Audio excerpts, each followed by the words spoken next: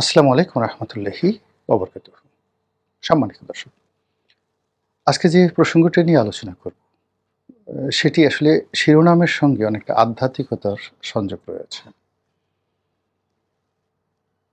আপনারা যদি বাতিঘরের কথা চিন্তা করেন, in general the light house, যে ঘর থেকে বাতি তৈরি হয়, যে ঘর থেকে বাতির যে আলো, নূর যেটি বের হয়, সেটিকে সাধারণত বাতিঘর বলা হয়। একেবারে যদি সাদামাটাভাবে আপনি লাইট হাউস ধরেন, তাহলে লাইট হাউস বলতে সমুদ্রের কিনারে বা পোতাশ্রয়ের কাছাকাছি, যেমন ধরুন আলেকজান্দ্রিয়া বা ধরুন হরমুজ প্রণালী। তো মধ্যযুগে যখন জাহাজ চলাচল করত, তো গভীর রাতে এ সকল প্রণালীর ভেতরে আলো জ্বালানো হতো এবং সেই আলো দেখে রাতের অন্ধকারে নাবিকরা দিশা খুঁজে পেত এবং ওখান থেকে মূলত লাইট হাউস শব্দটি এসছে।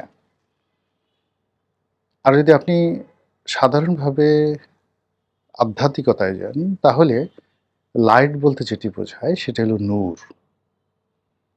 নূর এবং আনোয়ার আরবিতে দুটো শব্দ। নূর হলো একেবারে মৌলিক একটি আলো, যে আলোর কোনো রকম প্রতিবিম্ব নেই, যে আলোর কোনো ছায়া নেই, যে আলোর কোনো পেছনে অন্ধকার নেই, যে আলো সপ্তরং তৈরি করে না, কোনো কিছু তৈরি করে না, শুধু আপনাকে পথের দিশা দেখায়। সেটিকে বলা হয় নূর। আর আনোয়ার হলো অনেকগুলো আলো, আলোর সংমিশ্রণ, বহু বচন। তো এই যে আমরা যেটাকে লাইট হাউস বলি, বাংলা যেটার বাতিঘর, সেই বাতিঘর হলো যে একটি মানুষের হৃদয়ে, মন এবং মস্তিষ্কে, সেখানে যখন এরকম নূর থাকে, যে নূরে সে তার নিজের পথ দেখতে পারে, অর্থাৎ he must be a successful man, respected man and regarded by all parties.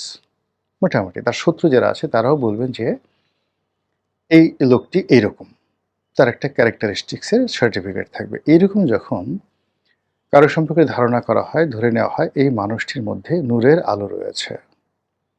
নবী রাসূলরা তো ছিলেনই, সাহাবায়ে একরামরা ছিলেন, গাউস কুতুব আউলিয়াল্লাহ পীর মাশায়েখরা ছিলেন, জ্ঞানী গুণী সক্রেটিস, প্লেটো, অ্যারিস্টটল, কনফুসিয়াস, তাদেরকেও এইভাবে আলোকিত মানুষ বলা হতো।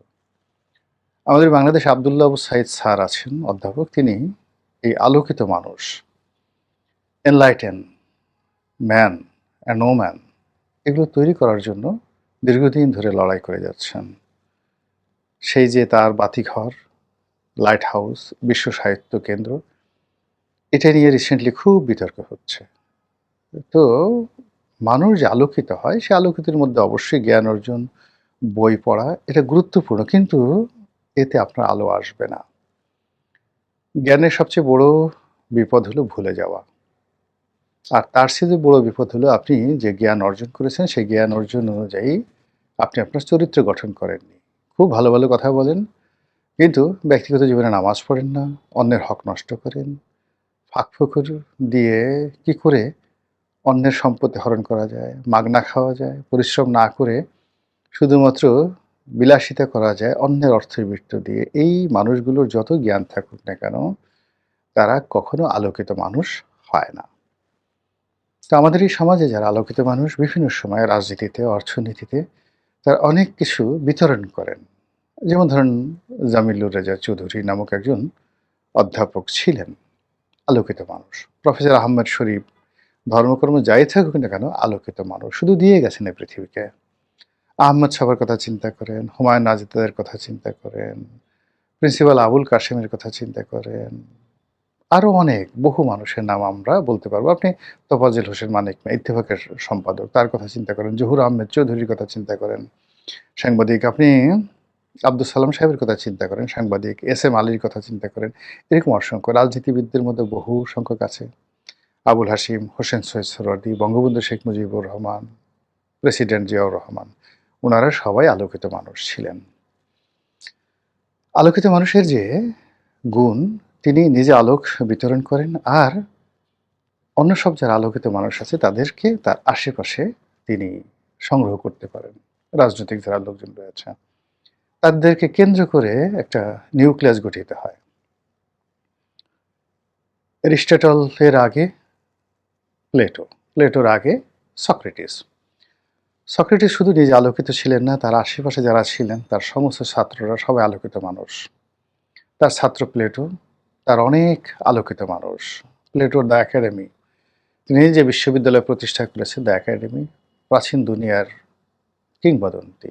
প্লেটোর পরে এরিস্টটল, এইগুলো দার্শনিকদের আলোকিত মানুষ। রাজনীতিতে চিন্তা করেন, আমরা সেই মহাকাব্যে রামের কথা বলি, লক্ষ্মণের কথা বলি, কিংবা ধরুন পঞ্চপাণ্ডবের কথা বলি, মুঘলদের মধ্যে সুলতানি আমলের দাসদের মধ্যে, দাস ডাইনেস্টি যেটা বলা হয়, সুলতানি ডাইনেস্টি বলা হয়, অটোম্যানদের মধ্যে, আব্বাসীদের মধ্যে, হুমায়ুদের মধ্যে, পৃথিবীর বড় বড় যে ডাইনেস্টিগুলো তৈরি হয়েছে মুসলিম এবং অন্যান্য খ্রিস্টানদের মধ্যেও, সেখানে যারা আলোকিত রাজা বাদশাহ ছিলেন রোমান সাম্রাজ্যে, তাদের প্রথম গুণ ছিল তারা বেছে বেছে যে জুয়েলগুলো রয়েছে সারা দুনিয়াতে, শুধু তাদের রাষ্ট্র নয়, সারা দুনিয়াতে যত জুয়েল আছে, জুয়েল মানে রত্ন, সেই রত্নদেরকে নিয়ে আসতেন, তাদেরকে মন্ত্রী মিনিস্টার বানাতেন এবং তাদেরকে মানে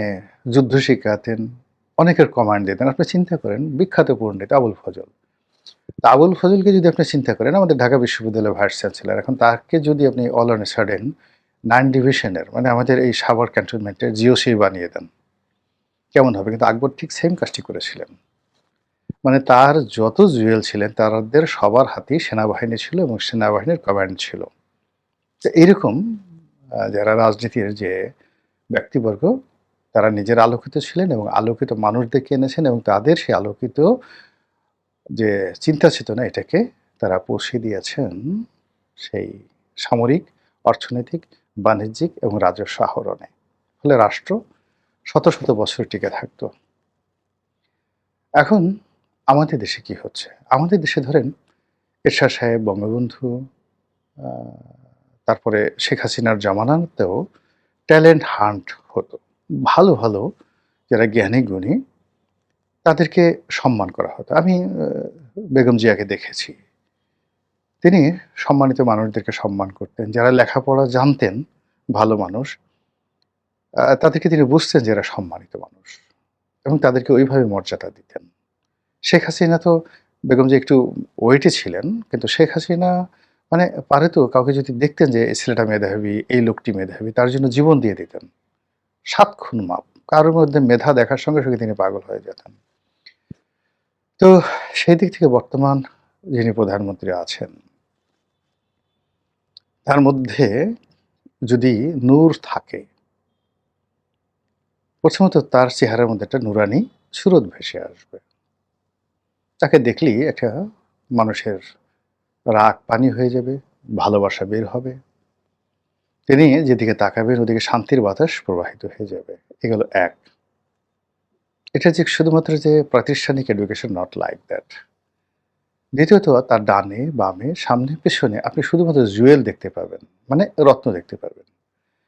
এবং যারা তার সামনে, পিছনে, ডানে, বামে থাকবেন, তাদের সবারই একটা সুন্দর পরিবার থাকতে হবে, অর্থনৈতিকভাবে দুর্নীতিমুক্ত থাকতে হবে এবং মোটামুটি সচ্ছল জীবনযাপন করার একটা ট্র্যাক রেকর্ড থাকতে হবে, যে তারা নিজস্ব উপার্জন দিয়ে হোক, পিতামাতার বৈধ ইনকাম দিয়ে হোক, কোনো চোরের ছেলে অবৈধভাবে টাকা উপার্জন করেছে, হাজার কোটি টাকা রেখে গেছে, এরকম কোনো চোরের ছেলে, বদমাশের ছেলে, গুন্ডার ছেলে এখন রাতারাতি টুপি মাথায় দিয়ে যদি অলি আল্লাহ হয়ে যায় আর বাবার সে হারাম খাবার খায়, এরা কখনো জুয়েল হতে পারে না। মানে এরা মুনাফিকের চেয়েও বিশ্বাসঘাতক, প্রচণ্ড বিশ্বাসঘাতক। তো কাজে এরকম দিয়ে হবে না।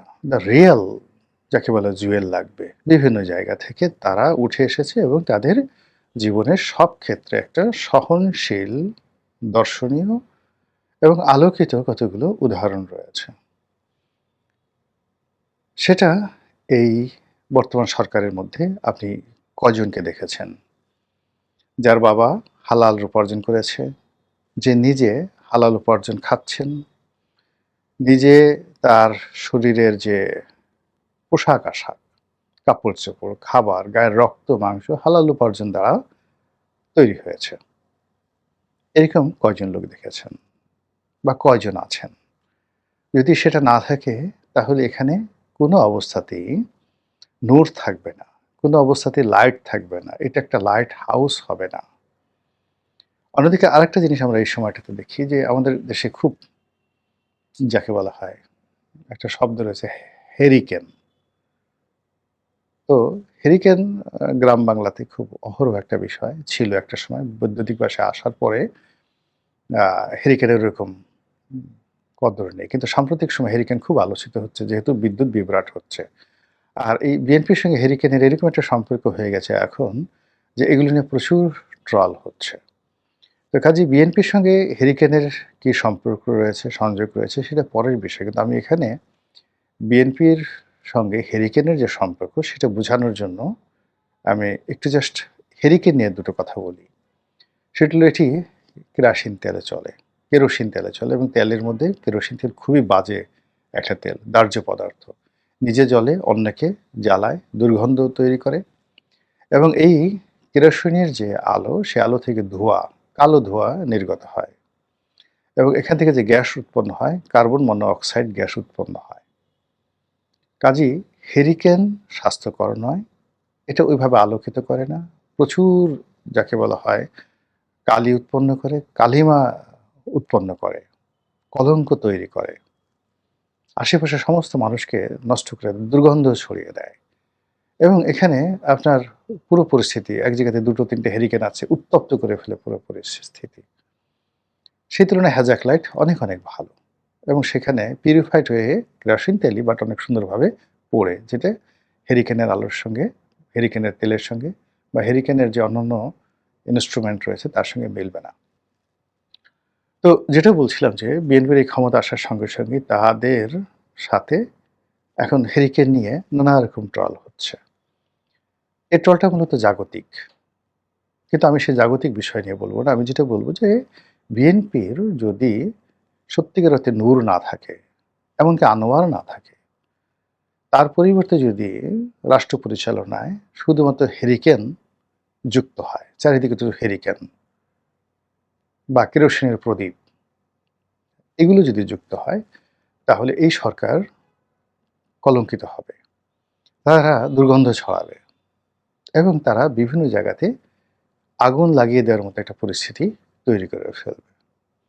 আর অন্যদিকে যেটিকে লাইট, সেটা সানলাইট বলেন, মুনলাইট বলেন, সে লাইট যদি থাকে, অর্থাৎ বিএনপির যদি জ্ঞান থাকে, গরিমা থাকে, দক্ষতা থাকে, অভিজ্ঞতা থাকে, সততা থাকে, তাহলে সেখান থেকে বায়তুল হিকমা খলিফা আল হারুন আর রশিদ, খলিফা আল রশিদ, হারুন আল রশিদ, তো তিনি বায়তুল হিকমা প্রতিষ্ঠা করেছিলেন এবং সেটার আলো এখনো পৃথিবীকে আলোকিত করছে সাদগা জারিয়া রূপে। এখন বিএনপি যদি, জনাব তারেক রহমান যদি সেই আলোকবর্তিকা তৈরি করতে না পারেন, তাহলে তার খালের মধ্যে, তিনি যে খাল কাটছেন ওখানে অন্ধকার থাকবে। তিনি যে ফ্যামিলি কার্ড দিচ্ছেন সেই ফ্যামিলি কার্ডে অন্ধকার থাকবে এবং ইতিমধ্যে আপনারা দেখেছেন যে ফ্যামিলি কার্ডের লোভ দেখিয়ে বহু নারীকে ধর্ষণ করা হয়েছে। বহু জায়গাতে ঘুষ দুর্নীতি এমনভাবে গেছে যে ফ্যামিলি কার্ডের লোভ দেখিয়ে অনেক পান্ডা তারা গরিব মানুষের সর্বস্ব লুট করেছে। আসলে ফ্যামিলি কার্ড কি, কত টাকা পাবে ইত্যাদি মানে পরের বিষয়। এই যে সরকারের প্রধানের পক্ষ থেকে বলা হয়েছে ফ্যামিলি কার্ড দেওয়া হবে, মানুষজন মনে করছে যে এটা একটা ম্যাজিক কার্ড, যেটা ঘষা দিলে শুধু টাকা, টাকা আর টাকা। এই জন্য মানুষ পাগলের মতো ছুটে বেড়াচ্ছে। গুজব যে ফ্যামিলি কার্ড পেলে আর তার কিচ্ছু করতে হবে না, বসে, বসে সে খেতে পারবে। তো এই যে জিনিসগুলো হচ্ছে, আপনি দেখবেন যে প্রতিটি ঘটনার সাথে আশেপাশে কেবলই মাত্র অন্ধকার, কেরোসিনের প্রদীপ অথবা হেরিকেনের আলো। আপনি কি সেই আলোর বিপরীতে, যেটিকে নূর বলা হয়, সেটি দেখতে পাচ্ছেন? আর যদি সেটি না থাকে, সরকারের বাতি জ্বলবে না। ২ নম্বর হলো যে সরকার যারা চালাচ্ছে দল, দলের অবস্থা আরও খারাপ হবে। এর কারণ হলো সরকারের সঙ্গে দেশি শক্তি আছে, বিদেশি শক্তি আছে, আমলাতন্ত্র আছে। কিন্তু দল তো অ্যাবসলিউটলি বিএনপি যারা করে তাদেরই। তো সেখানে যদি দলের কেন্দ্রে আলোকবর্তিকা না থাকে, সেখানে যদি নূর না থাকে, সেখানে যদি চরিত্র না থাকে, সততা না থাকে, ন্যায়পরায়ণতা না থাকে, গুন্ডা থাকে, বদমাইশ থাকে, ছ্যাঁচড় থাকে, জুয়ারি থাকে, মদখোর থাকে, গাঁজাখোর থাকে, জেনাকার থাকে, ব্যভিচারী থাকে, তাহলে সেখান থেকে কি বের হবে? পুজ, দুর্গন্ধ, সবকিছু। এবং সেই দুর্গন্ধ পুজ গিয়ে দলকে কিভাবে কলুষিত করবে, এটা বোঝার জন্য খুব বেশি পাণ্ডিত্য দরকার হয় না। মহান আল্লাহ আমাদের সবাইকে হেদায়েত দান করুন এবং হেফাজত করুন। আসসালামু আলাইকুম ওয়া রাহমাতুল্লাহি ওয়া বারাকাতুহু।